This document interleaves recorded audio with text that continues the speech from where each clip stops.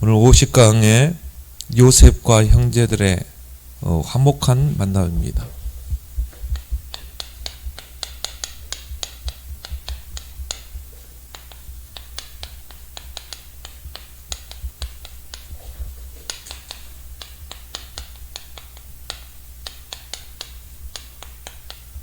요셉이 애굽의 총리가 되고 두 번째 이제 형들을 만나게 되죠.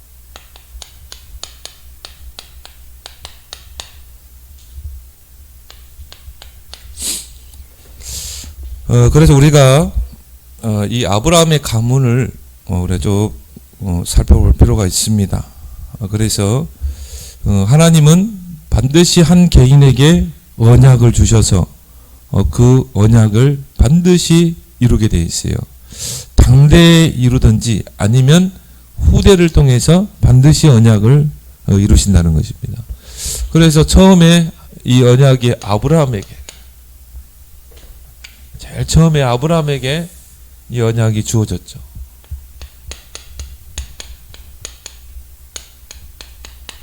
창세기 12장 1절 3절 너는 본토 친척 아비 집을 떠나 내가 네게 지시할 땅으로 가라.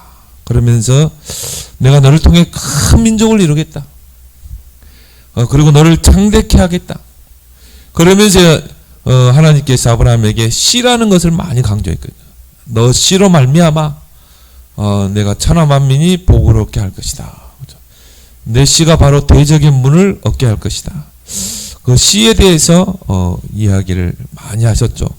물론 육신의 그 후손을 가리키기도 하지만 거기에는 영적인 후손, 바로 그리스도, 이 땅의 구원자 그리스도를 이야기까지 하신 것이죠. 그래서 영적으로 그 그리스도를 통해 많은 영혼들이, 많은 민족이 복음을 받게 될 것이다. 우리가 육적으로 영적으로 같이 볼 수가 있어야 되죠. 그러면 이제 우리가 아브라함을 언약의 시조라고 볼 수 있죠. 언약의 출발이라 볼 수 있는 것입니다. 저와 여러분들이 언약의 시조입니다. 여러분이 이제 언약을 붙잡고 정말 이 언약의 여정을 떠나고 우리 후대에게 언약을 잘 전달해야 돼요. 기도하면서. 여러분의 위치가 참 중요한 거죠. 이 언약이 이제 이삭에게 전달됩니다. 그래서 이삭을 대표하는 성경 구절이 창세기 26장 12절에서 22절. 이삭은 한 해 농사를 지으면 100년의 축복을 받고, 또 셈 근원의 축복을 받고, 또 창대케 되고, 노복이 심이 많고, 그렇죠. 여러분이 언약을 붙잡으면 후대들이 축복을 받게 돼 있어요. 왜요? 이 언약이 이어져야 되기 때문에. 그래서 이삭은 바로 이 언약의 누림입니다.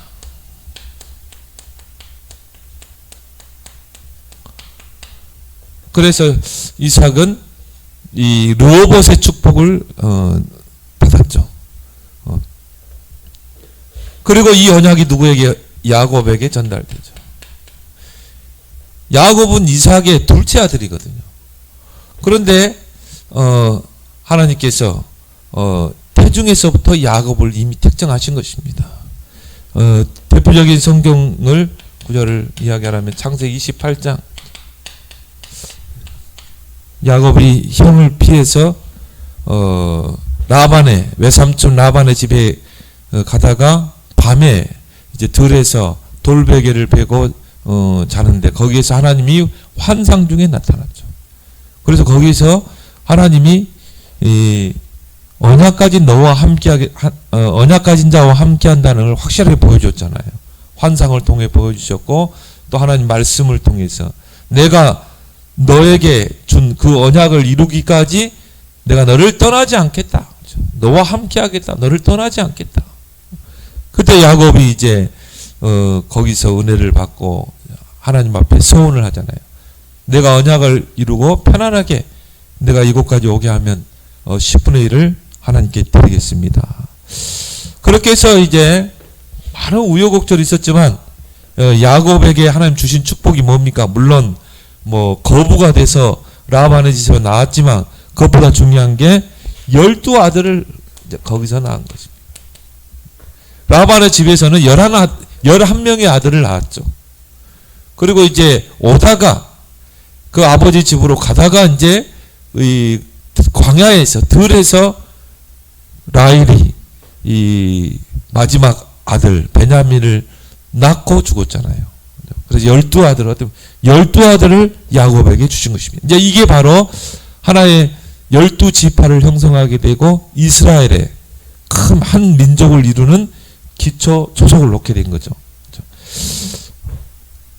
그리고 이제 이 축복이 그러면 야곱의 큰 아들이 누굽니까? 루벤이잖아요. 루벤에게 이게 장자의 축복과 함께 전달돼야 되는데 하나님은 루벤에게 전달하지 않고 누구에게 전달합니까? 이 언약이 이제 뭡니까? 요셉이 중요한 역할을 하죠. 언약을 성취하는데. 그래서 성경에 보니까 루벤이 받아야 될 그 장자의 축복을 하나님 누구에게 줍니까? 요셉에게 주셨어요. 그 요셉은 가나안 땅을 분배받을 때 2몫을 주셨어요. 그래서 장자에게는 2몫을 주거든요. 그래서 요단강을 사이에 두고 요단 동편, 요단 서편 2몫을 줬거든요. 므낫세는. 그리고 이제 므낫세 안에 에브라임 그 안에 소속돼서 큰 땅을 주셨어요. 그래서 장자의 축복이 요셉에게로 넘어오게 됩니다. 물론 언약의 바톤은 요셉이 있지 않았어요. 그 요셉의 아들 유다를 통해 있게 됩니다. 근데 중요한 거는 이 언약을 잇는데 언약을 성취하는데 요셉이 중요한 역할을 하게 됩니다. 그래서 꿈을 통해 물론 그 전에 언약으로 보여줬죠.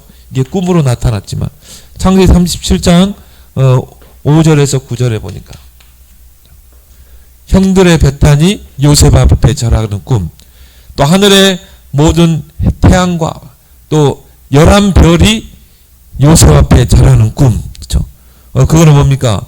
결국은 그 형들이 그 11 형제들이 요셉 앞에 절하게 되고 요셉 때문에 결국 가정복음화가 이루어지고 요셉 때문에 세계복음화가 이루어질 것을 하나님이 이 꿈을 통해 확실하게 보여주셨죠.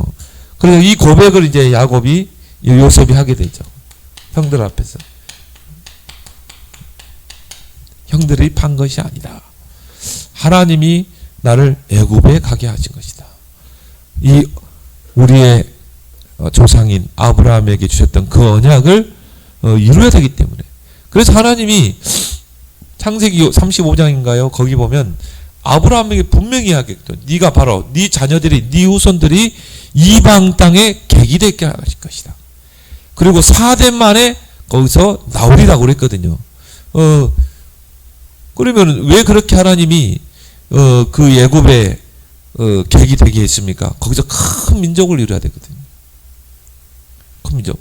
애굽은 그때 당시에 강대국이었잖아요. 그래서 강대국 안에서 큰 민족을 이루고 나서 하나님이 이제 출애굽 사건을 통해서 이제 가나안으로 불러내는 것입니다. 이게 아브라함이 주셨던 언약이죠. 결국은 그 요셉을 물론 형들이 노예로 팔았지만 하나님께서 그런 사건을 통해 요셉을 강대국으로 가게 하는 것입니다. 미리 앞서 가게 하신 것이죠. 그렇게 해서 요셉을 서밋으로 세워버리는 것입니다. 그렇게 해서 나중에 야곱과 이제 75인 가족들이 애굽 땅에 고센 땅에 와서 정착을 하게 되죠. 그래서 이 요셉은 그 야곱과 가족들이 애굽으로 이주하는데 중요한 역할을 하게 됩니다. 그래서 여러분들이 언약 붙잡고 가는 여러분들에게 일어나는 문제 사건 속에는요 반드시 하나님의 계획이 있어요. 언약을 이루는 계획이 있다. 그런 의미에서 우리는 모든 문제는 답이다. 우리에게는 문제가 전혀 없는 줄 믿습니다. 거기 하나님의 분명한 계획이 있는 거예요. 언약만 여러분 붙잡고 기도하고 가면 되는 것입니다. 그래서 이제 이 기근 7년 동안 대기근이 생기게 됐죠. 기근과 야곱의 결단을 합니다.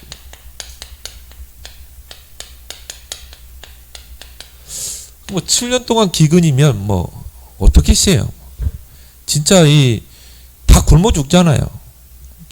그래서 곡물은 이 먹을 양식은 애굽에 있고, 근데 이 야곱이요, 이 계속되는 기근, 대기근이죠. 하나님께서 이런 막 사건을 일으킵니다. 그래서 결국 뭡니까? 야곱은 반드시 애굽으로 가야 돼요. 근데 이 야곱이요, 끝까지 안 가려고 하거든요. 왜? 베냐민을 뺏기지 않으려고. 어떻게 보면은 그 12아들 중에 그래도 야곱이 제일 품 안에 뒀던 자식이 요셉과 베냐민이거든요. 그런데 이제 아들들이 와서 요셉이 죽었다, 우리가 피 묻은 옷만 가져왔다는 거죠. 얼마나 슬펐겠어요. 그러니까 베냐민이라도 품속에 두려고 한 것입니다. 그런데 요셉은 이미 애굽 총리 요셉은 시므이를 볼모로 잡아서 시므이를 데려가려면 베냐민을 데려와라 이랬거든요. 그 아들들이 그 이야기를 했겠죠. 근데요, 쌀독에 쌀이 떨어져 가는데도 불구하고 야곱이 베냐민 안 보냈어요. 왜? 베냐민도 희생시킬까 봐. 하나님이 막 대기근을 일으키니까 나중에 어떻게 됩니까? 양식이 고갈되게 되는 것입니다. 그래서 문제 속에 하나님의 섭리가 있다는 거. 이걸 여러분이 잘 볼 수 있어야 돼요. 왜 이런 문제가 올까? 반드시 하나님의 절대 주권 안에 있는 섭리가 있습니다. 하나님의 섭리라는 말은 뭡니까? 하나님의 손길이 있다 이 말이에요. 그걸 여러분이 잘 봐야 돼요. 그래서 막 기근이 오고 양식은 고갈되고 바닥에 있다 이 말이에요. 근데 당장 굶어 죽게 생겼잖아요. 그래서 이제 그럼에도 불구하고 야곱이 그 베냐민과 아들들을 애굽으로 보내는 것을 지체합니다. 지체하는 이유가 있죠. 창세기 42장 38절에 보면은 야곱이 이르되 내 아들은 너희와 함께 내려가지 못하리니, 베냐민이죠. 그의 형은 죽고 그만 남았습니다. 만일 너희가 가는 길에서 재난이 그에게 미치면 너희가 내 흰머리를 슬퍼하며 수월로 내려가게 함이 되리라 그러죠. 이 베냐민에게 무슨 일이 만약 일어난다면 나는 이제는 살 의미가 없다는 것입니다. 그래서 어떻게 합니까? 끝까지 베냐민을 보호하고 지키는 것이죠. 근데 양식이 고갈됐는데 어떡하겠어요? 그렇게 해서 이제 유다가 결국은 간청을 하게 됩니다.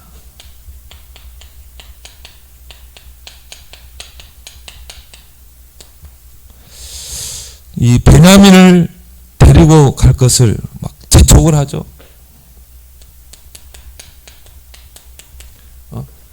우리 다 굶어 죽습니다. 그래서 오늘 이 3절 5절에 보면은 이 유다가 아버지에게 말하 이르되 그 사람이 우리에게 엄히 경고하여 이르되 너희 아우가 너희와 함께 오지 아니하면 너희가 내 얼굴을 보지 못하라 하였으니, 아버지께서 우리 아우를 우리와 함께 보내시면 우리가 내려가서 아버지를 위하여 양식을 사려니와 아버지께서 만일 그를 보내지 아니하시면 우리는 내려가지 아니하려니. 그러면 다 굶어 죽잖아요. 그 사람이 우리에게 말하기를 너희 아우가 너희와 함께 오지 아니하면 너희가 내 얼굴을 보지 못하리라 하였습니다.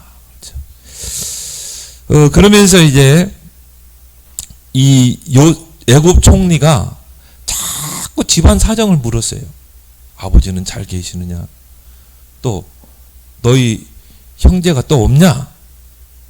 요셉이 이제 셌겠죠. 하나, 둘, 셋, 넷 셋니까는. 지금 없다 이 말이에요.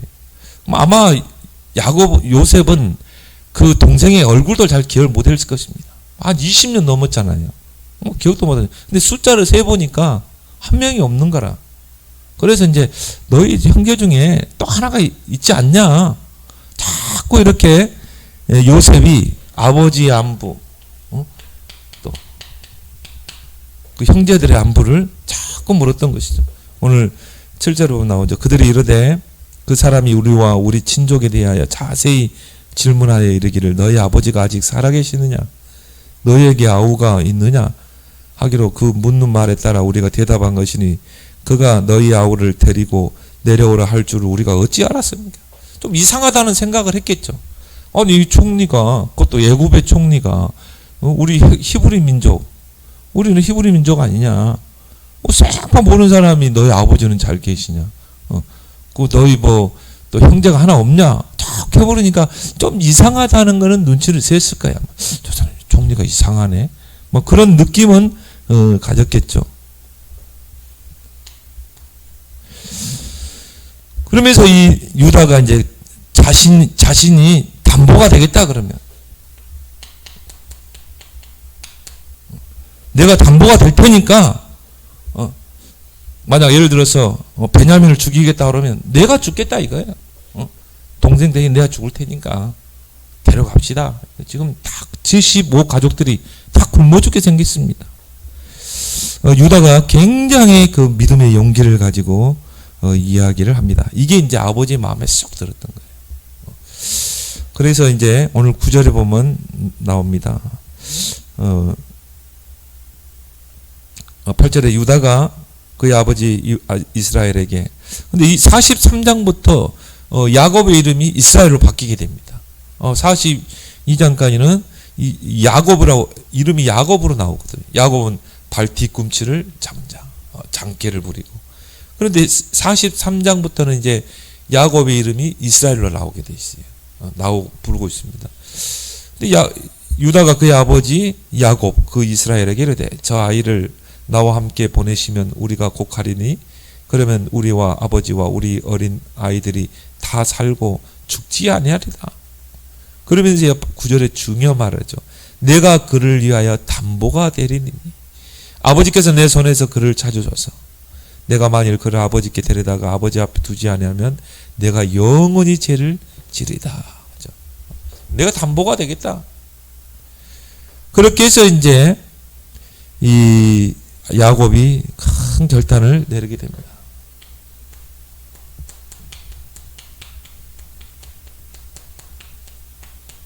근데 우리 여기서 유다를 좀 살펴볼 필요가 있습니다. 유다라는 인물이 어떻게 메시아의 계보를 잇는 지파가 될 수 있었는가? 보통 장자가 그 계보를 이었잖아요. 언약의 계보를. 그런데 야곱에게까지 이어졌던 그 메시아의 계보가 르우벤에게 있지 않고 메시아의 계보입니다. 요셉의 그 아들 요셉에게도 있지 않고 누구에게? 유다에게. 야곱의 넷째 아들 유다에게 메시아의 계보의 언약의 바톤이 이어졌거든요. 근데 저는 오늘 이 부분이 결정적인 부분이라고 생각하거든요. 많은 또 신학자들이 이야기하고. 근데 이 장자인 르우벤도 야곱에게 간청을 했어요. 베냐민을 데리고 가야 됩니다. 그래야 우리가 거기서 쌀을 사게 되고 시므이를 데리고 올 수 있습니다. 뭔가 장자로서 그 아버지에게 간청을 했거든요. 창세기 42장 37절에 보면 똑같은 이야기를 이 르우벤도 하게 됩니다. 37절 한번 보겠습니다. 르우벤이 그의 아버지에게 말하여 이르되 내가 그를 아버지께로 데리고 오지 아니하거든 내 두 아들을 죽이소서 내 손에 맡기소서 내가 그를 아버지께로 데리고 돌아오리다. 이 베냐민을 데리고 가서 결국 우리가 쌀도 사고 시므이도 데리고 다시 돌아오겠다는 거예요. 그러지 않으면 우리 아들을 죽이셔서. 근데 야곱이 그 르우벤의 말을 들었을 때 신뢰가 안 간 거예요. 왜? 이미 르우벤은 신뢰를 잃어버렸거든요. 왜 아버지의 신뢰를 잃어버렸는가? 어떻게 보면 장자권을 이미 상실했다고 보면 돼요. 이게 야곱은 이미 그 르우벤을 장자에게서 이미 제외시켜버린 거예요. 왜냐? 그 르우벤이, 큰아들 르우벤이 서모, 비라와 간통하는 죄를 범했거든요. 그래서 아버지의 침상을 더럽혔거든요. 창세기 35장 22절에 보면 그 소모인 비라와 통간하는 죄를 범하게 돼요. 어떻게 보면 이제 몸종 자기 부인의 여종과 또 아들을 낳았잖아요. 그럼 자기 아내거든요. 그런데 그 비라와 이 통간죄를 범하게 됩니다. 그래서 이 야곱이 이제 나이가 들어서 아들들을 쭉 앉혀놓고 축복기도를 합니다. 축복기도를 할 때 르벤에게 어떻게 축복했냐면은 축복이 아니라 조금 저주스러운 이야기를 했어요. 너는 이제 장자의 권을 상실했다고 그랬거든. 아버지의 침상을 네가 더럽혔습니다. 네가 아버지의 침상을 더럽혔기 때문에 장자의 축복에서 제외된 것입니다. 그거는 아버지의 권위에 도전하는 거거든요. 아버지의 권위에 도전했기 때문에 이미 그 야곱은 르벤을 장자의 축복에서 이미 제외시켰던 거예요. 그러니까 르벤이 이런 말을 해도 신뢰를 갖지 않은 것이죠. 르벤을 사실적으로 믿지 않은 것입니다. 그런데요, 이 역대상 5장 1절에 보면 거기에 이 장자권이 요셉에게 넘어간 걸 보게 돼요. 그 장자의 축복이 이 요셉에게로 이 장자의 축복이 넘어갑니다. 그래서 이 요셉이 이제 그 중요한 역할을 하게 되고 그 2배의 축복을 요셉이 받게 되죠. 그러니까 이 뭡니까? 야곱이 그 장자의 축복을 이미 요셉에게 딱 한 거예요. 그 요셉을 만나기 전에는 이제 누구에게 줄까 했을 거예요, 아마.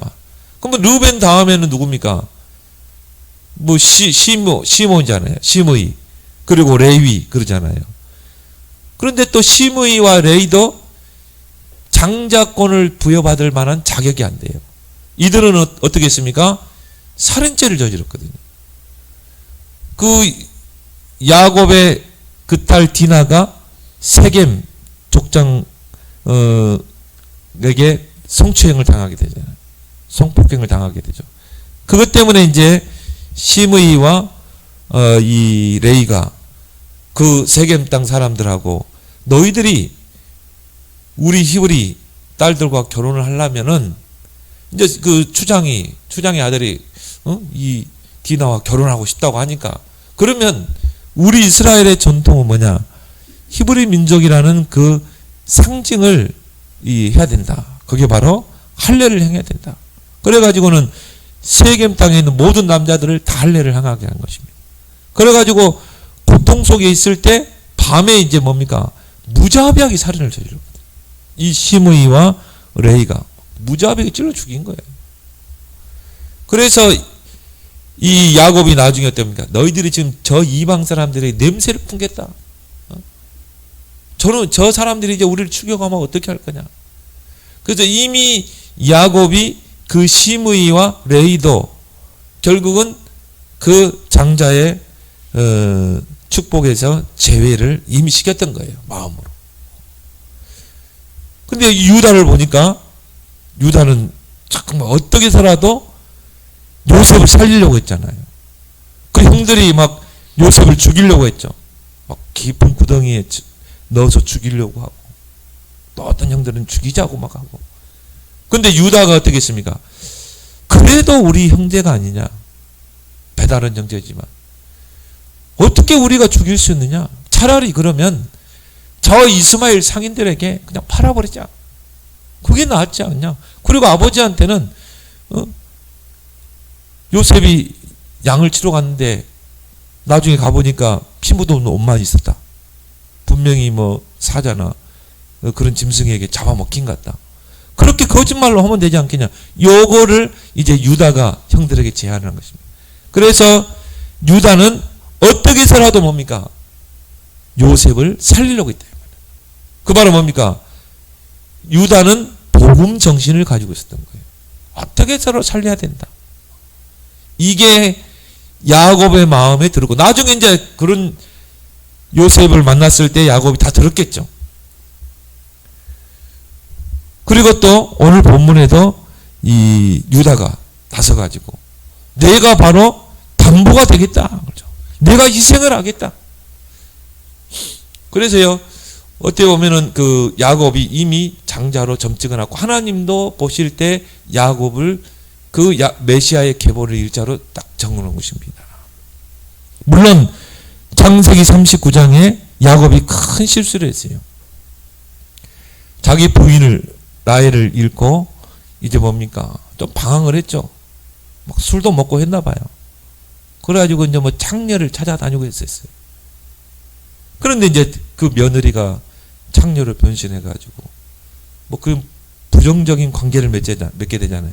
그래 일단은 뭐 그 속에 하나님의 계획이 있다고 볼 수는 있지만 다말이 그 며느리가 지혜가 있어서 그렇지만 그거는 야곱의 큰 실수거든요. 그런 실수가 있었음에도 불구하고 하나님은 그 유다를 메시아의 계보를 일자로 세워버린 것입니다. 여러분이 정말 언약 붙잡고 신앙생활 하는데 조금 잘못하고 하나님 그렇게 그거를 크게 보지 않습니다. 여러분이 거기서 돌이키고 의로운 그 한 행위, 하나님을 향한 그 의로운 한 행위를 하나님 보는 줄 믿습니다. 그래서 야고보 사도가 한 말이 그거예요. 행함이 없는 믿음은 죽은 믿음이라고 그래요. 너희가 정말 믿음이 있다고 하고 나 구원받았어.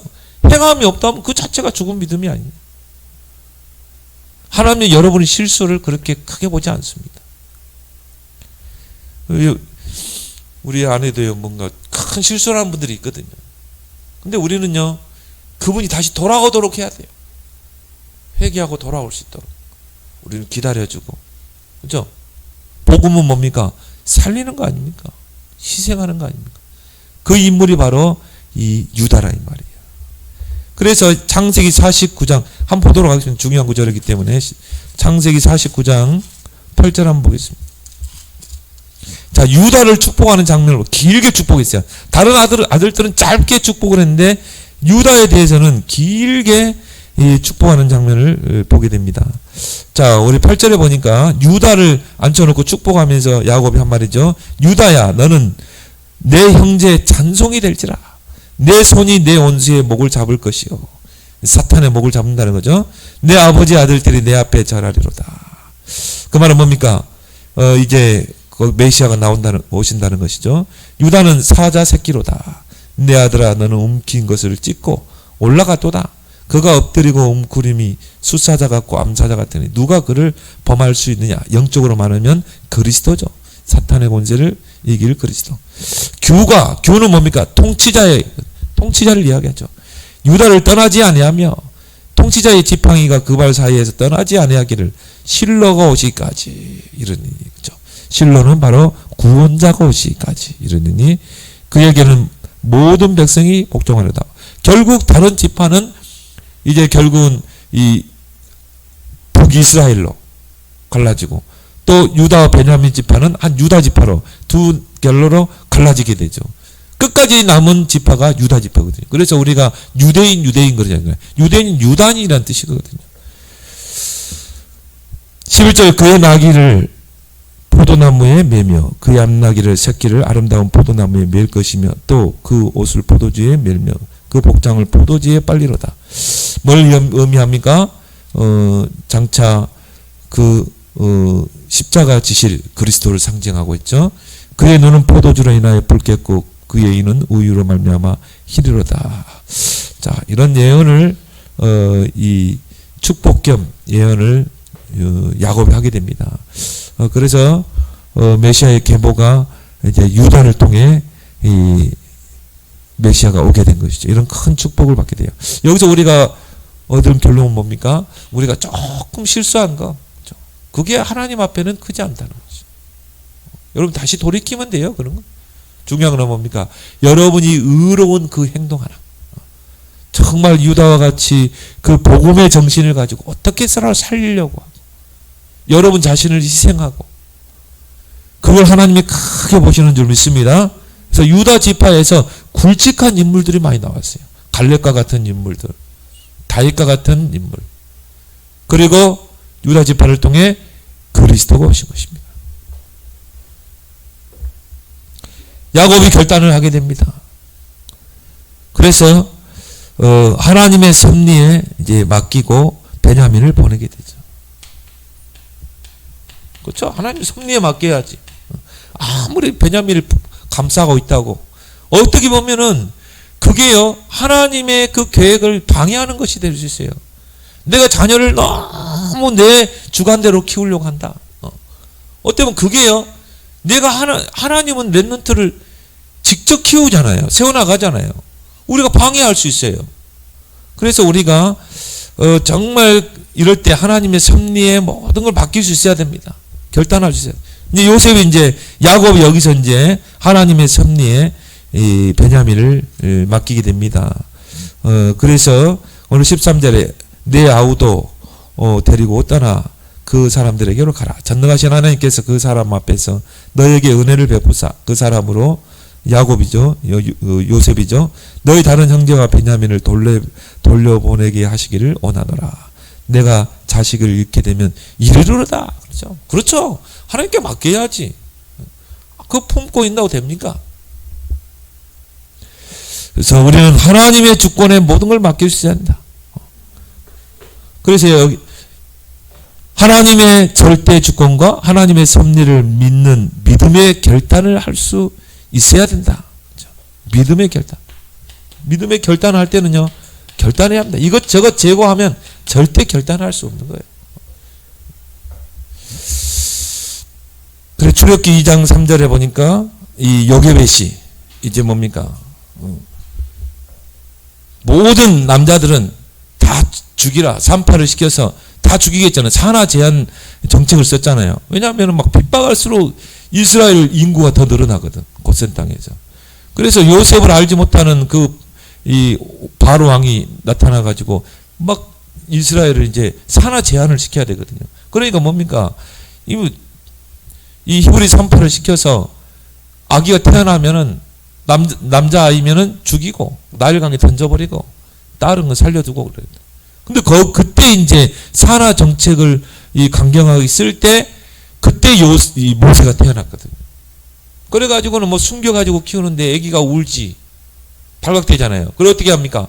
하나님의 주권, 절대 주권하는 섬성에 맡겨. 갈르 상대에 모세를 띄워서 나일강에 띄우잖아요. 그리고 하나님께 맡기는 것입니다. 그리고 이제 그 누이로 하여금 그 갈르 상자를 보게 하죠. 거기에 이제 공주가 그 타임을 맞춰서 목욕하러 왔다가 이제 그 갈르 상자를 발견하게 된 것입니다. 또 에베소 4장 19절에도 에스더가 죽으면 죽으리라. 내가 왕의 명을 어기고 가겠다는 것이죠. 하나님의 섭리에 맡긴. 잠언 16장 3절에 너희 행사를 여호와께 맡기라. 그러면 내가 경영하는 것을 이루리라. 그렇죠? 우리가 결단할 때는요. 하나님의 섭리에 맡기고 믿음의 결단을 해야 된다. 그렇게 해서 예물과 함께 자식들을 배웅을 하게 됩니다. 이제 베냐민을 데리고 예굽으로 그 야곱의 아들들이 데리고 가죠. 베냐민을 데리고.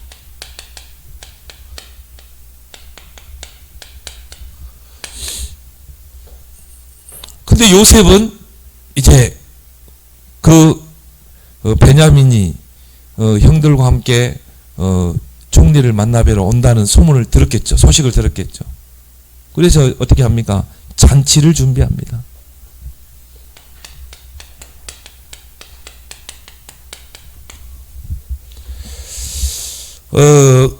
형들은 총리 요셉 앞에 서는 것을 굉장히 두려워했어요. 두려워할 수밖에 없죠. 왜냐? 그들이 이제 돈을 주고 곡식을 사가지고 오는데 이제 여관에서 잠시 여장을 풀었다 이 말이에요. 그래서 그 짐승들에게 이제 그 곡물을 주고 자기들도 이제 밥을 해 먹으려고 푸대를 열어보니까 거기에 돈이 들어있는 거예요. 그럼 분명히 애굽에다 돈을 주고 곡물을 사와야 되는데 그 돈이 거기 들어있는 거예요. 큰일 났다. 이제 우리가 이제 도둑놈이 되는 거 아닙니까? 그런데 시므이는 볼모로 잡혀있지. 총리는 그 베냐민을 데려오라 그러지. 근데 베냐민을 데리고 가는데 그 형들의 발걸음이 어떻게 있어요? 이제 총리 앞에 가면 이거 뭐 사형을 당하고 무슨 일이 날 거 아니에요. 굉장히 두려웠겠어요. 두려웠을 겁니다. 그 자리에 또 안 가면 배고파 죽지. 굶어 죽어야 되지. 그러니까 뭐 안 가면 또 시므이가 죽지. 또 노예로 있어야 되지. 뭐 총리 앞에 가긴 가지만 굉장히 두려운 마음이 있었던 것이죠. 그래서 이제 그 요셉 총리의 그 집에 청지기에게 사건의 전말을 이야기를 합니다. 오늘 19절에서 22절에 보면은 그들이 요셉의 집 청지기에게 가까이 나아가 그 집 문 앞에서 그에게 말하여 이르되 내 주여 우리가 전번에 내려와서 양식을 사가지고 여간에 이르러 자루를 풀어본즉 각 사람의 돈이 전에 그대로 자루 아기에 있기로 우리가 도로 가져왔고 양식 살 다른 돈도 우리가 가지고 내려왔나이다. 우리의 돈을 우리 자루에 넣은 자를 누구인지 우리는 알지 못합니다. 그래서 이제 청지기에게 그래서 이 말을 그 요셉 총리에 가서 좀 이야기해달라. 직접 가서 이야기하면 두렵고. 그런데요, 오히려 이 청지기가 그 요셉의 형들을 안심시키는 거 있죠. 그 원래 이 청지기가 하는 말 보세요. 23절에 보니까.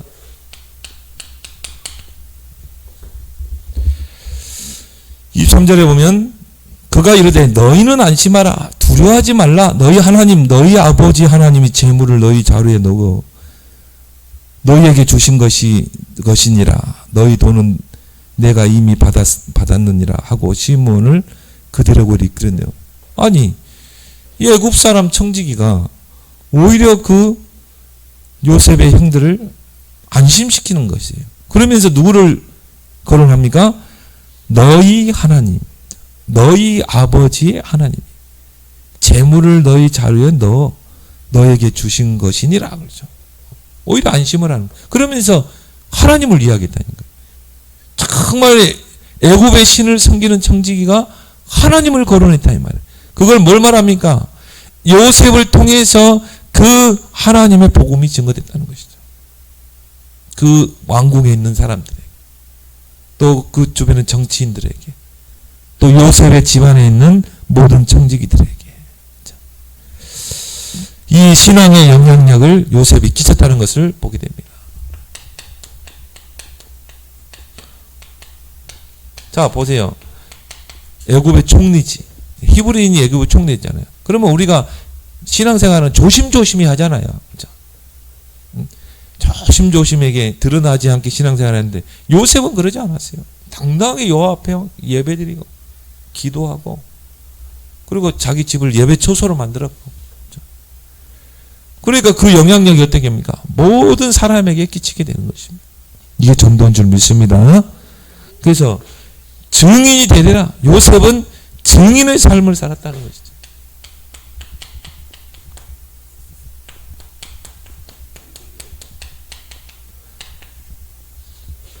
창세기 39장 1절 6절에서 보면 그 보디발의 집에 노예로 갔는데 하나님이 함께 하심을 누가 봤어요? 그 주인 보디발이 봤잖아요. 또 억울한 누명 쓰고 감옥에 갇혔지만은 그 감옥에서 하나님께서 함께 하시고 형통케 하셨다. 감옥 안에 있는 모든 간수장과 모든 죄수들에게 다 이 여호와가 증거된 것입니다. 또 바로왕 앞에 가게 되죠. 바로왕의 꿈을 해석하고 이 바로왕이 이와 같이 여호와의 영에 감동되냐고 어떻게 할 수가 있어요? 증인의 삶을 사는 요셉인 것입니다. 그러니까 뭐 이런 사람은요 가는 곳마다 유일성의 응답을 받을 수밖에 없는 거죠. 그래서 예수님께서도 오직 성령이 너에게 임하면 권능받고 땅끝까지 증인되리라. 요셉을 보면서 야 정말 큰 그릇이다. 우리 같으면요 막 그런 현장에 상황에 처하게 되면 막 두려움이 없을 수가 없어요. 근데 요셉은 거기에서요 정말 하나님이 함께 하심을 누린 것입니다. 이 영적인 힘이 있었던 것이죠. 서밋의 축복을 누린 것입니다. 그리고 결국 요셉 앞에 이제 형들이 두 번째 서게 됩니다.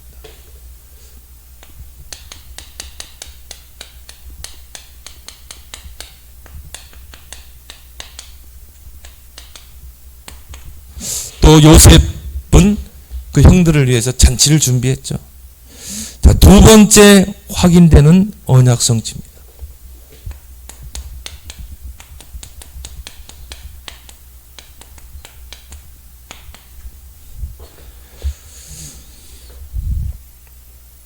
자, 창세기 37장 7절 9절에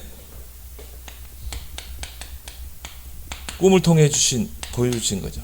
그래서 형들의 베탄이 요셉 앞에 자라는 꿈, 11별이 요셉 앞에 자라는 꿈, 그게 그 언약이 성취되는 것을 요셉이 확인한 것입니다. 이게 첫 번째는 뭡니까? 처음에 그 형들이 요셉과 만났을 때, 창세기 42장 6절. 이때도 형들이 요셉 앞에 어떻게 했어요? 절을 했죠. 언약 성취를 확인한 거죠. 그리고 오늘 26절, 28절에도 보면 형들이 요셉 총리 앞에 절하는 거죠. 그래서 26절에 보니까 요셉이 집으로 오매 그들이 집으로 들어가서 예물을 드리고 그에게 드리고 엎드려 절하니 28절 그들이 대답하되 주의 종 우리 아버지가 평안하고 지금까지 생존하였나이다 하고 머리 숙여 절하되이다. 자, 그 꿈이 확실하게 언약이 성취되는 것을 확인을 하게 됩니다. 그래서 요셉이 형들을 위해서 잔치를 베풉니다.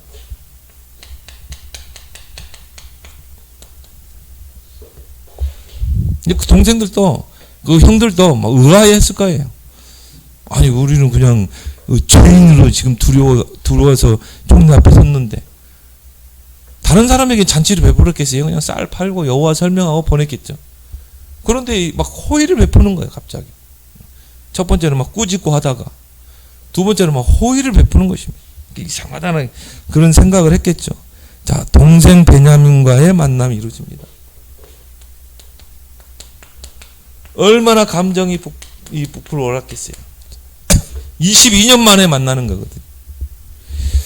그래서 29절 31절에 요셉이 막 그잖아. 22년 만에 얼마나 눈이 감정이 북받쳐 올랐겠죠. 요셉이 눈을 들어 자기 어머니의 아들 자기 동생 베냐민을 보고 이르되 너희가 내게 말하던 너희 작은 동생이 이 아이냐? 그가 또 이르되 소자여 하나님이 내게 은혜를 베푸기를 원하노라. 요셉이 아우를 사랑하는 마음이 복받쳐 급히 울 곳을 찾아 안방으로 들어가서 울고 얼굴을 씻고 나와서 그 정을 억제하고 음식을 차리라 하매. 이제 복받쳐 오른 거죠. 그래서 꼭 참았어요. 왜? 언약은 이제 반드시 끝까지 가야 되거든요. 완전한 언약이 성취된 데까지 가야 돼요. 형들에게 이 사실을 설명을 해야 되거든요. 그 창세기 45장에 보면 나오게 됩니다. 그래서 이제 세 개의 상을 따로 차리게 됩니다.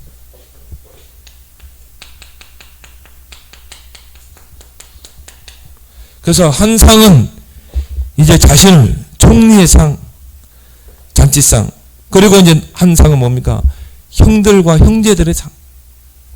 거기에 두 번째 상을 차리고 또 이제 거기에 이제 요셉의 이 측근들 있잖아요. 애굽 사람들, 애굽 신하들의 또 상을 세 개를 차렸어요.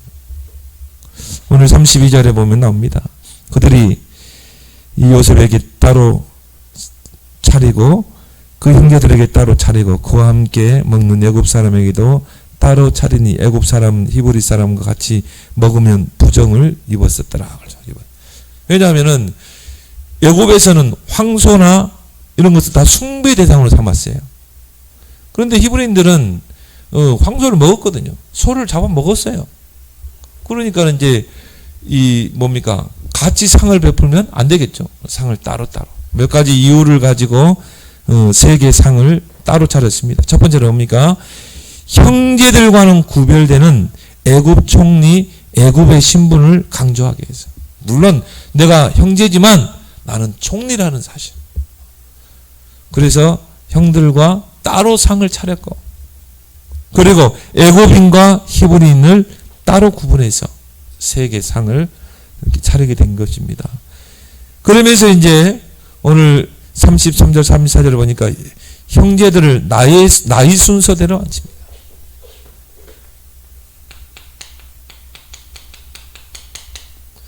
그래서 뭐 큰형부터 해가지고 딱 자리를 앉힌 거예요. 그건 뭘 말합니까? 언약 성취를 확인하기 위해서. 11별이 요셉 앞에 무릎을 꿇었잖아요. 그래서 형들을 큰형부터 해가지고 이게 순서대로 자리를 앉힌 것입니다. 그 말은 뭡니까? 언약 성취를 확인한 것입니다. 요셉이. 그렇게 해서 이제 그 형들과 화목이 이루어지는 것입니다. 형제들 얼마나 미움, 시기, 뭐 상처, 말로 표현을 다 못했겠죠. 형제들과의 화목이 이루어집니다. 그래서 식탁은 화목의 개념이죠.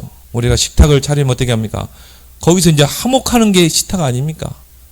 예수님도 6월절 식탁을 마지막 차리고 6월절 예식을 하잖아요. 그래서 그 형제들 4명의 어머니를 통해 낳은 자식들 아닙니까?